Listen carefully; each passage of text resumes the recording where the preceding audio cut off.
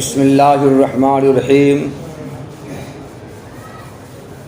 بچوں سنو عبارت، ثم انہم توغلوا فی علم الکلام وتشبثوا باذیال الفلاسفہ فی کثیر من الاصول والاحکام وشاع مذہبہم فیما بین الناس الی ان قال الشیخ ابو الحسن الاشعری لأستاذہ ابی علی الجبائی ما تقول فی ثلاثۃ اخوۃ مات احدہم مطیعا والآخر عاصیا والثالث صغیرا فقال ان الاول یثاب فی الجنہ والثانی یعاقب بالنار والثالث لا یثاب ولا یعاقب فقال الاشعری فإن قال الثالث یا ربی لما امتنی صغیرا وما ابقیتنی الی ان اکبر فاؤمن بک واطیعک فادخل الجنہ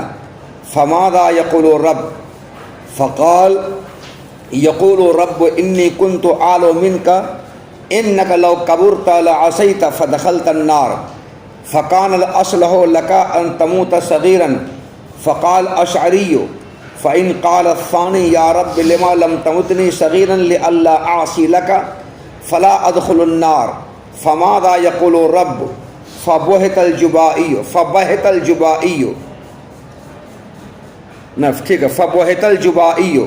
وترک الاشعری مذہبہ فاشتغل هو ومن تبعه بإبطال رأی المعتزلہ وإثبات ما ورد به السنة ومضى عليه الجماعة فسموا اہل السنۃ والجماعت۔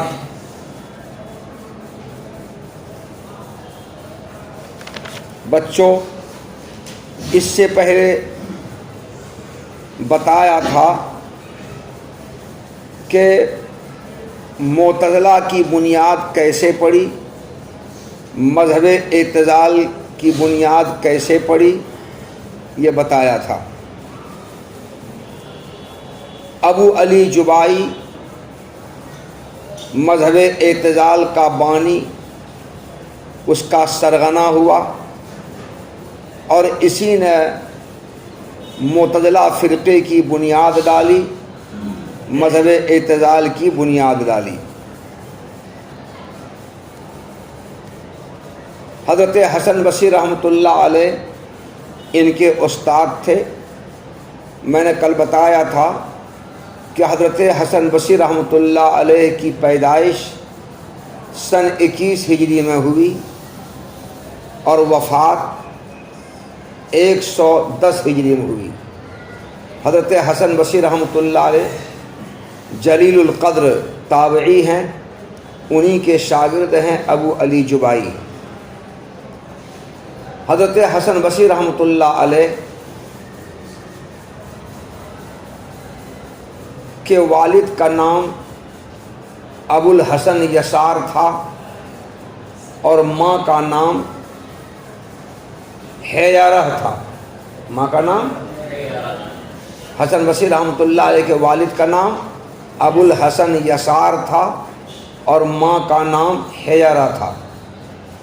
ابو الحسن یسار رحمۃ اللہ علیہ حضرت زید ابن ثابت رضی اللہ تعالی عنہ کے آزاد کردہ غلام تھے، اور حیرہ حضرت میمونہ رضی اللہ تعالی عنہا کی آزاد کردہ باندی تھی۔ تو ابو الحسن یسار اور حیرہ دونوں میاں بیوی غلام باندی تھے، دونوں شوہر بیوی غلام باندی تھے۔ انہی کی اولاد میں سے حضرت حسن بصری رحمۃ اللہ علیہ۔ میں نے کہا ابھی آپ کے سامنے کہ حضرت حسن بصری رحمۃ اللہ علیہ کی وفات سن 110 ہجری میں ہو گئی وفات، لیکن ان کی وفات کے بعد سن 137 ہجری میں خلیفہ ابو جعفر منصور عباسی نے حکومت سنبھالی۔ یہ میں تاریخ بیان کر رہا ہوں کہ علم کلام میں فلسفہ کی آمدش کیسے ہو گئی، علم کلام میں فلسفہ کیسے گھس گیا، اور علم کلام جو نقلی تھا وہ عقلی کیسے ہو گیا، یہ میں تاریخ بتا رہا ہوں۔ تو 137 ہجری میں جب خلیفہ ابو جعفر منصور عباسی نے حکومت سنبھالی تو اس نے بغداد میں ایک ادارہ قائم کیا، اس ادارے کا نام رکھا ادارہ بیت الحکمت۔ اس ادارے میں یونانی فلاسفہ کی کتابوں کے عربی میں ترجمے شروع ہوئے۔ یونانی فلاسفہ کی جو کتابیں تھیں وہ یونانی زبان میں تھیں، عربی میں ان کا ترجمہ شروع ہوا ادارے بیت الحکمت میں۔ جب ترجمہ شروع ہوا تو مسلمان تو یونانی زبان جانتے نہیں تھے، مگر ان کی کتابوں کا جب عربی زبان میں ترجمہ شروع ہوا تو مسلمان پہلی مرتبہ یونانی فلسفہ سے متعارف ہوئے، آشنا ہوئے، روشناس ہوئے پہلی بار۔ اور یونانی فلسفہ سے مسلمانوں کا تعارف ہونے کے نتیجے میں مسلمانوں کو اپنے مسلمان علماء کے علاوہ دوسرے مذاہب کے علماء اور متکلمین سے ان کا اختلاط ہونے لگا، بڑھنے لگا۔ تو مسلمانوں کا دوسرے مذاہب کے علماء اور متکلمین سے اختلاط اور روابط جو ہونے لگا، اس اختلاط اور روابط کے نتیجے میں نئے نئے مسائل اور مباحث کا وجود ہوا، نئے نئے مسائل اور مباحث کا وجود ہوا۔ مثلا عقید جبر، عقید قدر، عقید اعتزال، یہ سارے عقائد کا وجود ہوا۔ مذہب معتزلہ، مذہب قدریہ، مذہب جبریہ کا وجود ہوا، اور ان کے نظریات اور ان کے افکار سامنے میں آئے۔ تو مسلمانوں کا جب پہلی بار یونانی فلسفہ سے تعارف ہوا اور دوسرے مذاہب کے علماء اور متکلمین سے ان کا اختلاط ہوا، اس اختلاط کے نتیجے میں علم کلام میں نئے نئے موضوعات اور نئے نئے مباحث کا وجود ہو گیا، اور نئے نئے مباحث اور موضوعات میں یہی جبر اور قدر کا موضوع، معتزلہ کا موضوع اور دوسرے موضوعات سامنے آئے۔ مسلمانوں کا جو گروہ تھا، اس گروہ کی قیادت دوسرے مذاہب کے علماء اور متکلمین کے مقابلے میں معتزلہ کر رہے تھے۔ کون کر رہے تھے؟ معتزلہ کر رہے تھے، مسلمانوں کی قیادت معتزلہ کر رہے تھے۔ مگر خلیفہ ہارون رشید کے زمانے تک معتزلہ کو کوئی خاص عروج حاصل نہیں ہوا، کوئی خاص ترقی حاصل نہیں ہوئی، اور کوئی زیادہ طاقت اس کو حاصل نہیں ہوئی۔ مگر مامون رشید کا انتقال 1998 میں جب ہوا، ہارون رشید کا انتقال 1998 میں ہوا، ان کے انتقال کے بعد مامون رشید نے خلافت سنبھالی، حکومت سنبھالی۔ مامون رشید مذہب اعتزال کا زبردست حامی اور معتزلہ کا پرجوش داعی تھا، اور فلسفہ اور عقلیت سے مرعوب تھا۔ اور مامون رشید چونکہ خلیفہ بنا، اس لیے معتزلہ سرکاری مذہب بن گیا۔ جو معتزلہ ہے وہ مسلمان ہے، محب وطن ہے، جو غیر معتزلہ ہے وہ دیش ویرودھی ہے اور وہ مسلمان نہیں ہے، جیسے ابھی سمجھا جا رہا ہے۔ جو بی جے پی ہے وہ محب وطن ہے، اور جو غیر بی جے پی ہے، خاص مسلمان، وہ محب وطن نہیں، وہ دیش ورودھی ہے۔ تو اس وقت بھی یہی سمجھا جانے لگا۔ تو معتزلہ کو مامون رشید خلیفہ کے حکومت سنبھالنے کے بعد سرکاری سرپرستی حاصل ہو گئی، چھتر سایہ سرکار کا ہو گیا نا حاصل، سرکاری سرپرستی حاصل ہو گئی۔ اور معتزلہ سر چڑھ کر بولنے لگا، مت پوچھو، اس کو طاقت اور قوت سرکار کی مل گئی، جیسے B J P R S S کو سرکار کی طاقت ملی ہوئی ہے نا، مل گئی۔ اور یہ آپے سے باہر ہونے لگا، پاجامہ سے باہر ہونے لگا، اور معتزلہ اور علماء حق کے مابین ایک اختلافی مسئلہ جو چھڑا ہوا تھا پہلے سے، قرآن مخلوق ہے یا غیر مخلوق۔ تو علماء حق قرآن کو مخلوق کہتے تھے، نہ غیر مخلوق کہتے تھے، اور معتزلہ قرآن کو مخلوق کہتے تھے۔ تو مامون رشید جو مذہب اعتزال کا زبردست حامی اور پرجوش داعی تھا، بہت سے علماء حق کو قرآن کو مخلوق نہ کہنے کے جرم میں اور غیر مخلوق کہنے کے جرم میں قتل کرا دیا، مار دیا صاف۔ قرآن کو تم غیر مخلوق مت کہو بلکہ مخلوق کہو، تب چھوڑ دیں گے، اور اگر غیر مخلوق کہو گے تو مار دیں گے۔ تو خلق قرآن کا قائل نہ ہونے، مخلوق نہ کہنے کی وجہ سے بہت سے علماء حق کو مامون رشید نے قتل کرا دیا۔ مامون رشید کا انتقال ہو گیا، اس کے بعد خلیفہ ہوا معتصم باللہ۔ معتصم باللہ کا انتقال ہوا، اس کے بعد خلیفہ ہوا واثق باللہ۔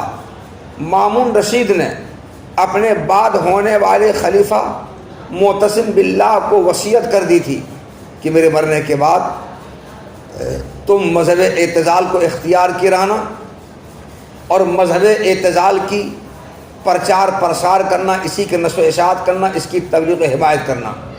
جیسے کہ مامون رشید زندگی بھر مذہب اعتزال کی نشر و اشاعت میں، حمایت میں، تبلیغ میں لگے رہے۔ انہوں نے وصیت کی معتصم باللہ کو کہ میرے مرنے کے بعد تم بھی اسی میں لگے رہنا۔ وصیت کے مطابق معتصم باللہ نے مذہب اعتزال کو اختیار کیا، اور مذہب اعتزال سرکار کا سرکاری مذہب بن گیا۔ اور جو لوگ معتزلہ نہیں تھے ان لوگوں کو بڑا ستایا اور ان پر ظلم و ستم ڈھایا، ظلم و ستم کا نشانہ بنایا۔ خلیفہ معتصم باللہ بھی مر گیا، انہوں نے وصیت کی اپنے بعد میں آنے والے خلیفہ کو۔ اس کے بعد خلیفہ کون؟ واثق باللہ۔ واثق باللہ بھی علماء حق کے پرتی اتنا ہی سخت تھا جتنا سخت معتصم باللہ اور جتنا سخت مامون رشید تھا۔ معتصم باللہ اور واثق باللہ نے مامون رشید خلیفہ کے وصیت کے مطابق علماء حق کو اپنے اپنے زمانے میں بزور و طاقت معتزلہ کا ہمنوا بنانے کی ٹھان لی، طاقت کے زور سے۔ مگر علماء حق جو خلق قرآن کے قائل نہیں تھے، وہ اپنی جگہ پر ڈٹے رہے اور قرآن کو مخلوق کہہ کر کے انہوں نے نہیں دیا۔ امام احمد حنبل رحمۃ اللہ علیہ پر بڑے مظالم ڈھائے معتصم باللہ نے، واثق باللہ نے اپنے اپنے دور میں، بہت اس پر ظلم و ستم ان پر ڈھایا۔ مگر واثق باللہ کے انتقال کے بعد معتزلہ دم توڑنے لگا، مذہب اعتزال دم توڑنے لگا، جیسے کرناٹک میں بی جے پی دم توڑنے لگی، دم توڑ چکی ہے۔ وہاں لڑکیوں کو حجاب میں کالج جانے کی پورے کرناٹک میں کھلی چھوٹ، کھلی اجازت مل گئی ہے، اور شان سے حجاب پہن کر کالج میں گھس رہی، آ رہی جا رہی شان سے، اور چڑھاتے ہوئے جا رہی ہے۔ دیکھا ویڈیو میں نے، چڑھا کر کے۔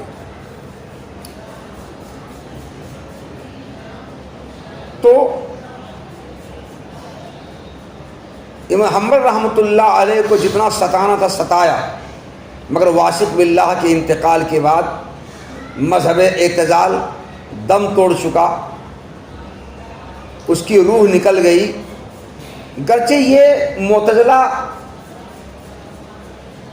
کی روح نکل گئی، مگر امام حنبل رحمۃ اللہ علیہ کی بے مثال عظیمت اور بے مثال قربانی کی وجہ سے دیگر مسائل ابھی بھی زندہ تھے، جیسے جبر و قدر کا مسئلہ، یہ مسئلہ زندہ تھا۔ تو ان مسائل میں علماء حق فلاسفہ کے ساتھ، معتزلہ کے ساتھ مناظرہ کرتے، مباحثہ کرتے، تو ان موضوعات اور مباحث میں علماء حق جب معتزلہ کے ساتھ مباحثہ کرتے اور مناظرہ کرتے تو معتزلہ ان موضوعات اور مباحث میں علماء حق کے مقابلے میں فلسفیانہ طرز استدلال اختیار کرتے، فلسفیانہ طرز استدلال اختیار کرتے، اور فلسفیانہ استدلال خالص عقلی تھا، خالص عقلی۔ اس فلسفیانہ طرز استدلال اختیار کرنے کی وجہ سے سامعین معتزلہ کو محقق اور مدقق سمجھتے تھے، لوگ اس کو بڑے محقق سمجھتے تھے، عقل مند سمجھتے تھے، اور معتزلہ کو حقیقت پر مبنی سمجھتے تھے۔ دوسری طرف علماء حق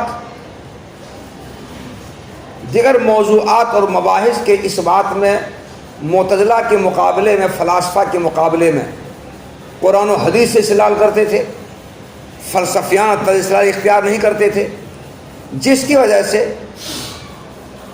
محدثین کی اور علماء حق کی کمزوری محسوس کی جاتی تھی مباحثہ کی مجلسوں میں، مناظرہ اور مکالمہ کی مجلسوں میں۔ وہ ظاہر بات وہ عقلی دلیل پیش کر رہے ہیں اور یہ قرآن حدیث سے پیش کر رہے ہیں، تو سامعین کے سامنے علماء حق کی کمزوری محسوس کی جا رہی ہے۔ خود علماء حق کے جو شاگرد تھے، وہ شاگرد حضرات بھی اپنے اساتذہ کی کمزوری کو محسوس کرتے تھے اور معتزلہ کو طاقتور سمجھتے تھے۔ اس طرح مسلک سلف کی بے توقیری ہو رہی تھی اور علماء حق کی کمزوری نمایاں محسوس کی جا رہی تھی۔ یہ سلسلہ چلتا رہا۔ علماء حق نے حق کو ثابت کرنے کے لیے، عقائد حقہ کو ثابت کرنے کے لیے فلسفیانہ طرز استدلال کبھی اختیار نہیں کیا، نہ اس کی طرف توجہ دی، جس کا رواج فلاسفہ کے اثر سے پڑ چکا تھا اور جس کو معتزلہ برابر اختیار کیے ہوئے تھے۔ اہل سنت والجماعت علماء حق نے اس کی توجہ کبھی نہیں دی، بس وہ متنازع فی موضوعات اور مباحث میں قرآن و حدیث ہی سے دلیل دیتے تھے، قرآن حدیث کے علاوہ باقی فلسفیانہ دلائل پیش نہیں کرتے تھے، جس کی وجہ سے محدثین کی اور علماء حق کی کمزوری اور مسلک سلف کی بے توقیری محسوس کی جا رہی تھی نمایاں طور پر۔ یہ سلسلہ چلتا رہا یہاں تک کہ 241 ہجری میں امام احمد حنبل رحمۃ اللہ علیہ کا انتقال ہو گیا، اور ان کے انتقال کے بعد اب دنیا اسلام کو ایک ایسی جامع شخصیت کی ضرورت تھی جو اسلامی عقائد کے ساتھ ساتھ عقلیت کے گلی کوچوں سے بھی واقف ہو، یعنی عقلی دلائل اور علوم عقلیہ سے بھی واقف ہو۔ ایسی شخصیت درکار تھی، ضرورت تھی ایسی شخصیت کی۔ اللہ تعالیٰ نے 260 ہجری میں اللہ تعالیٰ نے ابو الحسن اشعری رحمۃ اللہ علیہ کو اس شخصیت کے طور پر پیدا فرمایا، ابو الحسن اشعری رحمۃ اللہ علیہ کو۔ تو جیسی شخصیت کی ضرورت تھی ویسی شخصیت اللہ تعالیٰ نے ابو الحسن اشعری رحمۃ اللہ علیہ کی شکل میں بھیجا۔ ابو الحسن اشعری رحمۃ اللہ علیہ اسلامی عقائد کے ماہر تھے اور عقلی علوم، فلسفیانہ علوم سے ماہر تھے اور فلسفیانہ طرز استدلال بھی جانتے تھے۔ ابوالحسن عصری رحمۃ اللہ علیہ کے والد کا نام اسماعیل تھا۔ اسماعیل کی وفات 260 ہجری میں ہو گئی۔ کتنے میں؟ 260۔ ابوالحسن عصری رحمۃ اللہ علیہ بچے تھے، باپ کا انتقال ہو گیا کہ بچے ہیں۔ ان کی ماں نے وقت کے متکلم اور مذہب معتزلہ کے زبردست دائی اور بانی ابو علی جوائی سے نکاح کر لیا۔ کس سے؟ ابو علی جوائی سے نکاح کر لیا۔ ابو علی جوائی کامیاب مدرس اور مصنف ضرور تھے، لیکن زبان و بیان پر ان کو کوئی خاص قدرت حاصل نہیں تھی، زبان میں لکنت تھی۔ اور ابوالحسن عصری رحمۃ اللہ علیہ کی والدہ نے ابو علی جوائی سے نکاح کر لینے کے بعد ابوالحسن عصری رحمۃ اللہ علیہ ابو علی جوائی کے آغوش تربیت میں پلنے لگے، بڑھنے لگے، انہی کی تربیت میں رہ کر کے پروان چڑھنے لگے، علم حاصل کرنے لگے۔ وقت نے کروٹ لیا، دیکھتے ہی دیکھتے ابوالحسن عصری رحمۃ اللہ علیہ بہت بڑے مناظر ہو گئے۔ اور چونکہ باپ کے پاس رہ رہے ہیں اور باپ معتزلی ہے تو بیٹا معتزلیہ ہوگا، اس لیے جہاں کہیں علماء حق کے ساتھ مناظرہ اور مکالمہ ہوتا، بحث ہوتی، تو ابو علی جوائی اپنے بیٹے، سوتیلے بیٹے ابوالحسن عصری رحمۃ اللہ علیہ کو مناظرہ کی مجلسوں میں آگے کر دیتے تھے۔ اور ان کو زبان و بیان پر بڑی قدرت حاصل تھی، بہت حاضر جواب تھے، بہت حاضر جواب، اور مناظرہ جیت جاتے تھے، اہل حق کے خلاف مناظرہ جیت جاتے تھے۔ ان کی مقبولیت بڑھتی گئی۔ دیکھنے میں ایسا لگ رہا تھا کہ ابوالحسن عصری رحمۃ اللہ علیہ اپنے والد اور اپنے استاد ابو علی جوائی سے مناظرہ کی مجلسوں اور مباحثہ کی مجلسوں میں آگے بڑھ جائیں گے۔ دیکھنے میں ایسا لگ رہا تھا، اتنی مقبولیت ان کی بڑھتی گئی۔ مگر اللہ تعالیٰ کو ابوالحسن عصری رحمۃ اللہ علیہ سے کچھ اور خدمت لینا تھا، دین کے کوئی اور کام لینا تھا، اہل سنت والجماعت کے مسلک کا پرچار پرسار اور نشر و اشاعت کرانا تھا۔ اس لیے اللہ تعالیٰ نے وہ واقعہ پیش کرایا جس واقعے کا ذکر اس عبارت میں آگے ہے۔ واقعہ یہ پیش آیا، ابوالحسن عصری رحمۃ اللہ علیہ تو بیٹا ہیں، ابو علی جوائی استاد ہیں۔ ابو علی جوائی پڑھا رہے ہیں، یہ بیٹا ہے، وہ باپ ہے، یہ شاگرد، وہ استاد ہیں۔ باپ بیٹے کا رشتہ بھی ہے، استاد شاگرد کا رشتہ بھی ہے۔ ابو علی جوائی پڑھا رہے ہیں، ابوالحسن عصری رحمۃ اللہ علیہ ان کے درس میں شریک ہیں۔ ابوالحسن عصری رحمۃ اللہ علیہ نے اپنے استاد سے پوچھا کہ استاد یہ بتائیے، ان 3 آدمیوں کے بارے میں آپ کیا کہتے ہیں، 3 بھائیوں کے بارے میں، جن میں سے ایک بھائی تو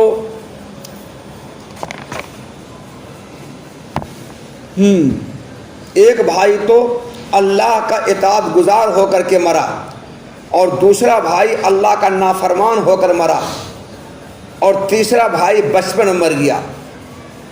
تو ان تینوں کے بارے میں آپ کیا کہتے ہیں، کون جنت میں جائے گا، کون دوزخ میں جائے گا، اللہ تعالیٰ کیا فیصلہ کرے گا؟ تو ابو علی جوائی نے اپنے شاگرد، اپنے بیٹا ابوالحسن عصری رحمۃ اللہ علیہ سے یہ کہا کہ جو بھائی اطاعت گزار ہو کر کے مرا ہے اللہ تعالیٰ کا، وہ تو جنت میں جائے گا، اور جو گنہگار ہو کر کے مرا ہے وہ دوزخ میں جائے گا، اور جو بچپن میں مر گیا ہے نہ وہ جنت میں جائے گا، نہ دوزخ میں جائے گا، نہ ثواب ملے گا، نہ عقاب ملے گا۔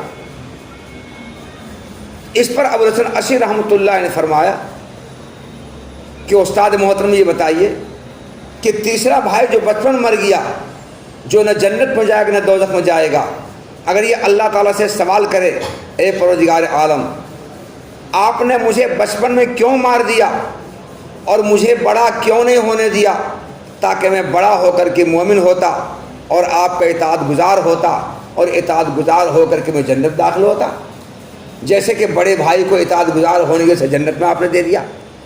اگر چھوٹا بھائی اللہ تعالیٰ سے سوال کرے گا تو اللہ کا جواب کیا ہوگا؟ تو ابو علی جبائی نے کہا کہ پروردگار عالم جواب یہ دے گا کہ میں تمہارے متعلق جانتا تھا، چھوٹے بھائی کو جواب دے گا، میں تمہارے متعلق جانتا تھا کہ تم بڑا ہونے کے بعد اللہ کی نافرمانی کرو گے، تم عاصی ہوگے، گنہگار ہوگے، اور جس کی وجہ سے تم جہنم میں داخل ہوگے۔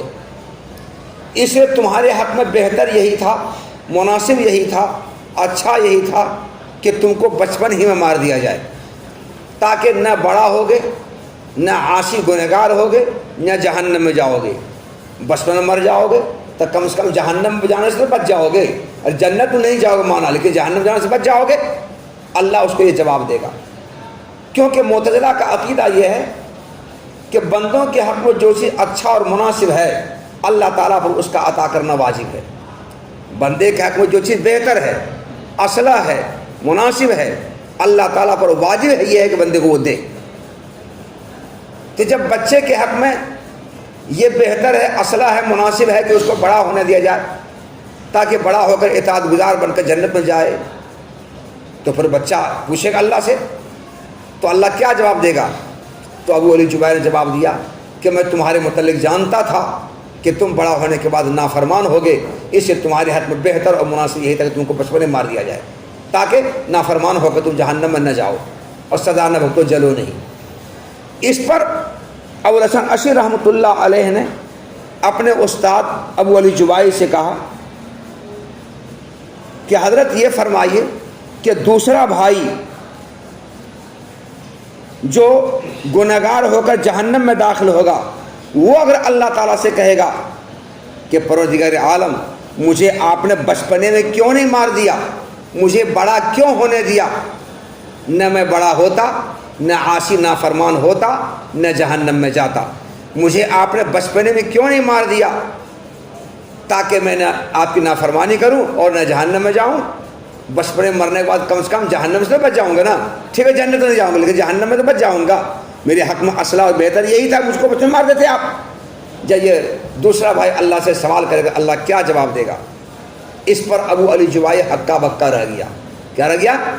ہکا بکا رہ، کوئی جواب نہیں ہوا۔ ابو علی جبائی معتزلہ تھا، اور معتزلہ کا عقیدہ مسلک ان کا یہ ہے کہ اصلح للعباد کا عطا کرنا بندے کو اللہ پر واجب ہے۔ جو چیز بندہ کے حق میں مناسب ہے، بہتر، اچھا ہے، اللہ پر واجب ہے کہ بندہ کو وہ دے۔ یہ معتزلہ کا عقیدہ ہے۔ اس عقیدے کی بنیاد پر ابو الحسن عشری اور ان کے استاد شیخ ابو جبائی کے درمیان یہ گفتگو، یہ بات چیت ہوئی، جس بات چیت میں دوسرے سوال پر ابو علی جبائی ہکا بکا رہ گیا، کوئی جواب نہیں دے پڑا۔ وہیں سے ابو الحسن عشری رحمۃ اللہ علیہ کے دماغ میں یہ بات پیدا ہوئی کہ معتزلہ کا جو مذہب ہے یہ سب سرسری مذہب ہے اور یہ سب کہنے کی باتیں ہیں، حق وہ نہیں ہے، حق وہی ہے جو علماء حق کا مذہب ہے، سچ وہی ہے، درست وہی جو علماء حق کا مذہب ہے، اور یہ سب کھلونا مذہب ہے، اس مذہب میں کوئی صداقت، کوئی سچائی نہیں ہے۔ اسی وقت سے اور عشری رحمۃ اللہ علیہ کے دل و دماغ میں مذہب اعتزال کے خلاف نفرت پیدا ہوئی، بغاوت پیدا ہوئی۔ اب تک تو معتزلہ کی آبیاری کر رہے تھے نا، انہیں کی سینچائی کر رہے تھے، ساتھ دے رہے تھے نا، انہیں کی نشر و اشاعت کر رہے تھے نا، مگر اس واقعے کے بعد مذہب اعتزال کے خلاف ان کے دل و دماغ میں نفرت اور بغاوت پیدا ہوئی، اور جامع مسجد کی سیڑھی پر چڑھ کر کے انہوں نے لوگوں کو اعلان کیا، ممبر پر چڑھ کر کے اعلان کیا کہ لوگوں، اب تک میرا مذہب اعتزال تھا اور معتزلہ کا میں پرچارک تھا، ان کا مبلغ تھا، ان کی نشر و اشاعت کرتا تھا، اور اب میں مذہب اعتزال سے توبہ کرتا ہوں، میرے فلاں فلاں عقائد تھے، ان عقائد سے میں توبہ کرتا ہوں، اور اب آج سے میرا مذہب وہ نہیں رہا جو معتزلہ کا مذہب تھا، بلکہ آج سے میرا مذہب علماء حق کا مذہب بن گیا، جو علماء حق کا مذہب وہی میرا مذہب ہے، آج سے معتزلہ کا مذہب میرا نہیں رہا۔ یہ اعلان کیا انہوں نے جامع مسجد کے ممبر پر چڑھ کر کے، اور اسی دن سے یہ احادیث نے جو طریقہ بیان کیا ہے اور صحابہ جس طریقے پر چلے ہیں، عمل پیرا رہے ہیں، اسی طریقہ کی آویاری اور اس کی نشر و اشاعت میں لگ گئے، اور اسی دین سے اور حسن عشری رحمۃ اللہ علیہ اور ان کے متبعین اہل سنت والجماعت کہے جانے لگے۔ اہل سنت تو اس لیے کہ سنت نے جو راہ بتائی ہے، سنت نے جو طریقہ بتایا ہے، اس طریقہ کی حمایت و اشاعت میں لگ گئے، اور اہل جماعت اس لیے کہلائے کہ صحابہ کرام کی جماعت جس راہ پر چلی ہے، جس طریقے پر چلی ہے، اسی طریقے اسی راہ پر چلنے کی انہوں نے ٹھان لی۔ اس لیے اور عشری رحمۃ اللہ علیہ اور ان کے ماننے والے جو متبعین تھے، اسی دین سے سب کیا کہے جانے لگے؟ اہل سنت والجماعت کہے جانے لگے۔ اس طرح اہل سنت والجماعت کی بنیاد یہ پڑی، اور علم کلام میں عقلی دلیل گھس گئی۔ علم کلام میں عقلی دلیل گھس گئی، پہلے نقلی تھا، اب عقلی ہو گیا۔ تو اب علم کلام میں عقلی دلائل گھسنے کے بعد یہ علم کلام عقلی بن گیا، نقلی ہٹ کر کے۔ تو دو باتیں ہوئی، ایک تو اہل سنت والجماعت کی بنیاد پڑ گئی، اور علم کلام جو پہلے نقلی تھا وہ اب کیا بن گیا؟ عقلی بن گیا، کیونکہ معتزلہ نے اس کو اپنے عقل سے اور اپنے زور زبردستی سے علم کلام کے مباحث اور موضوعات میں علماء حق کے مقابلے میں فلسفیانہ فیصلہ اختیار کرنے لگے، جس سے علم کلام میں عقل کی آمیزش ہو گئی اور نقل مغلوب ہو گیا۔ یہ تاریخی کتاب دیکھو۔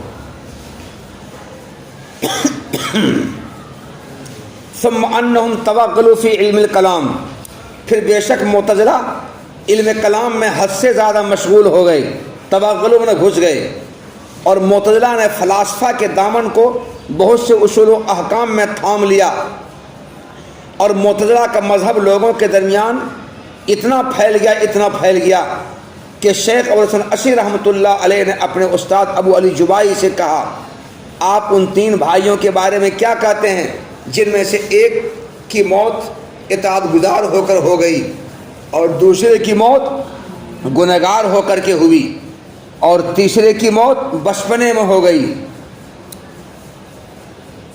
تو ابو علی جبائی نے کہا، پہلے کو جنت میں ثواب دیا جائے گا اور دوسرے کو جہنم کے ذریعے سزا دی جائے گی، اور تیسرے کو نہ ثواب دیا جائے گا اور نہ سزا دی جائے گی۔